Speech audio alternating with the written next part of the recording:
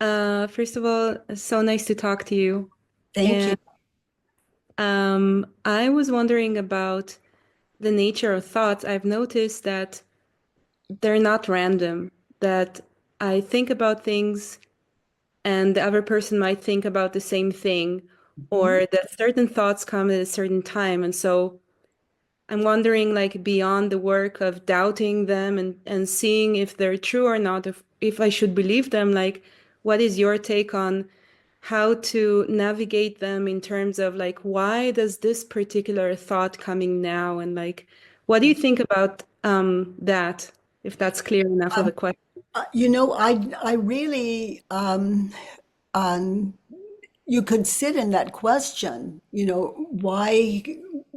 what was it? Why am I thinking about that? Is that what you said? Yeah, like why a certain thought would come at a certain time, and is that also part Before of my answer is because, and if you slow that down, just be, cause, and notice the mind, the ego, how it plays you like this instrument. And then the body's an instrument, like the things you think, there are emotions that go with that. And those are physical often. And you can just, how do I react when I believe that thought? If you're just working a thought and notice how it just, and the images in your head of past, future. And oh, what a trip, honey. You're into something beautiful. I love your question. And yeah, there are random thoughts. And if you have problem with any of them, just move them from your head to paper and right, um, and get still in them and see just right. independently how they play you. May I ask another quick question? Mhm. So I'm also wondering about thoughts that are not quite verbal. So, for example, with eating, like with choosing what to eat, or for example, I would decide not to eat something and then I would find myself eating it. And there's not really a verbal process around why I chose to do that. It's kind of subterraneanly affecting me. And so I'm wondering if you have an advice around how to bring those thoughts that are not verbal into the realm of the verbal.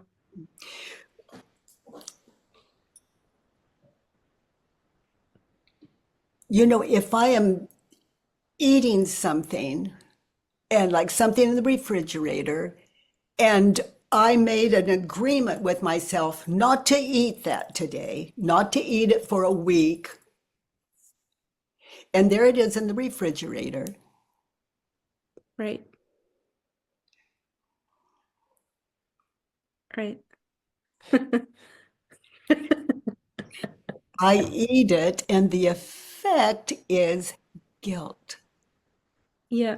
So it's just life is ego driven because it is the ego's world. Without that ego running, that I'm late, I want to eat that, it's not good for me, all of that running. It's who are you without it? And just to sit and meditate in that and get to know silence. Just get Mm. to know silence and notice what interrupts that silence. Mm-hmm. Move it from your head to paper.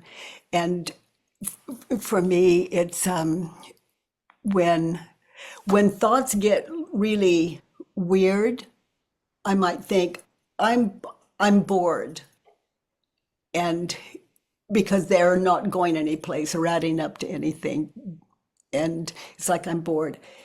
And I don't know that's going on. I'm not aware. It's just a thing. Ego happens. And I mean, when you wake up in the morning, there it is. I am awake. So the ego, no ego, no world. No ego, no world. So I see an image in my head, like, for example, it would be like chocolate, popsicle, something that, and you see an image of it Yeah. before you go to the refrigerator. An Right. image happens, And then the body, you can literally, like, imagine biting into a big, juicy lemon right now. Do you feel the effects of that? Yeah. Yeah, so that's not a real lemon. That is ego at work. So when you're, let's say you're watching television and all of a sudden you see something in the refrigerator, a commercial's on, you have time to go get that thing in the refrigerator, and it's like that's the ego running your life. Not right or wrong, it's about noticing. Yeah. But like the lemon, you've already had the first bite of whatever it is you want in the refrigerator when you look at the emotional and the physical that happens. Just like that lemon. So, and it's like if you're okay until you have the first bite and then you want more. Well, Yeah.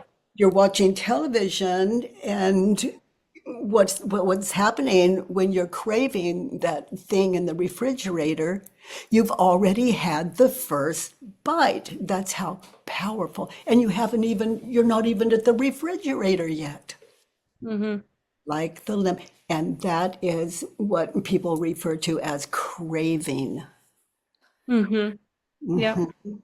So it could be self-inquiry can really support you. Like, I want that thing in the refrigerator.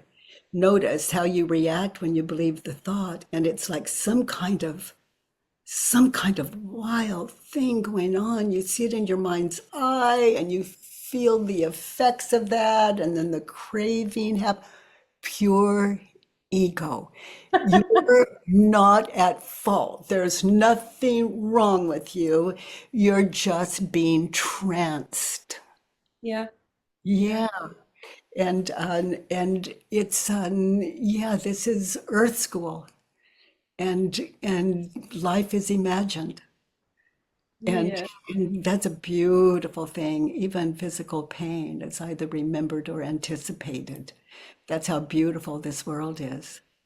Wow. Yeah, no harm, no foul. It's just like, how could you not eat that thing in the refrigerator when you look back at what you were thinking and believing way over there in the other room? Right. The Yeah. trance just moves you right to that thing, and it's like you could be talking and everything and still pull it out, and yeah, you're tranced. You're tranced. Yeah. Mm-hmm. Do you believe there is a thought that says that I'm powerless to that craving or that I should listen to that craving? And if Well, if you find your way to the refrigerator yeah, to get that thing, that is that's attachment that yeah. created the craving. And your question again? If you think there is a thought component that Well, helps, there has to be. yeah, It, there has to be uh-huh. that And you allows can't craving. crave without the head. Yeah, yeah, yeah, yeah. Mm-hmm. Yeah, I understand. Like, if chocolate's your favorite thing, that your ego's gonna offer it up Yeah. sooner or later. You asked another question. It was fascinating that I couldn't quite hang on to.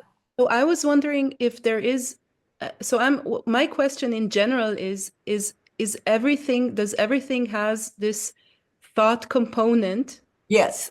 where I can uh, tap into and reprogram? So that thought component would be that I am powerless to the craving. And when the craving comes up, there is nothing I can do. I just have to.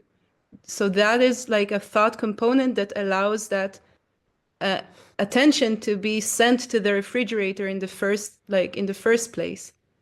So I'm wondering, like, do you think that all of our actions are choices that are based on this thought programming? And if we find this thought component that is maybe hidden, then we can reprogram the energy link of like, if the craving comes up, therefore I must go and act on it, which is Yeah, what you addiction can is. become self-aware and understand that that's ego's play and just thank it for sharing and continue doing what you're doing. Right. The Yeah. ego's not an enemy. It's just going to do its best to identify as object, body. I am this woman. Yeah, craving that thing because I see a picture in my head and now I'm under the spell of. Yeah, I'm in the movie of being in it.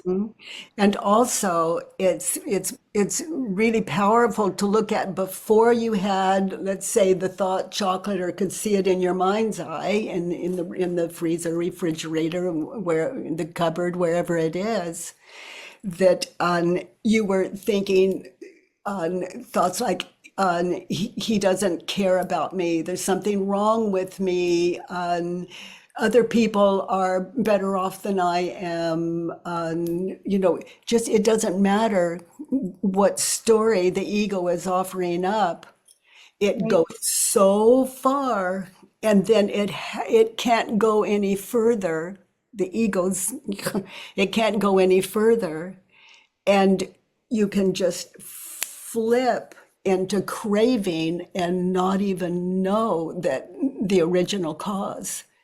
All Yep. you know is, I want, I need. Yeah. Yeah. Interesting. Fascinating. Yeah. Truly, truly, it's an, there's, it's the only game in town and people rarely know the game. But in this community, we're catching up with it. Awesome.